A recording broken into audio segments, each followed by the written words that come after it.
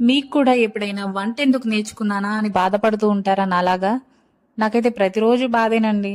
ఏదన్నా కాస్త రుచిగా ఉంటే చాలు. మా వారు ఆ వారమంతా టేస్టీగా ఉంది, ఇదే ఉండు, ఇదే ఉండు అంటారు. మా వారికి ముఖ్యంగా పాలు పోసి, కొబ్బరేసి చేసే కర్రీస్ అంటే చాలా ఇష్టము. సో, దానికోసం అని చెప్పేసి ఈరోజు సొరకాయి అండ్ పాలు పోసి కాంబినేషన్‌లో చేస్తున్నాను. అండ్ ఇదొచ్చేసి 15 మినిట్స్‌లో రెడీ అయిపోతుంది. ఎలాంటి ఎఫర్ట్స్ కూడా అక్కర్లేదు.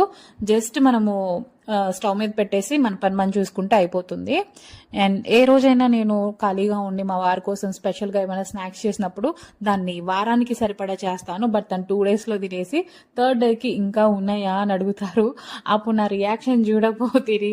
అవి చేయడానికి నేను ఎంత టైం తీసుకున్నాను, ఎంత ఎఫర్ట్స్ పెట్టాను, ఎంత టైం వేస్ట్ అవుతుంది. దాన్ని 2 డేస్‌లో తినేసి ఇంకా తీసుకురమ్మంటారు.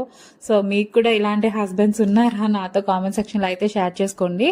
అండ్ ఈ రెసిపీ కూడా చాలా బాగుంటుంది. తప్పకుండా ట్రై చేసి ఎలా వచ్చిందో నాతో షేర్ చేసుకోండి.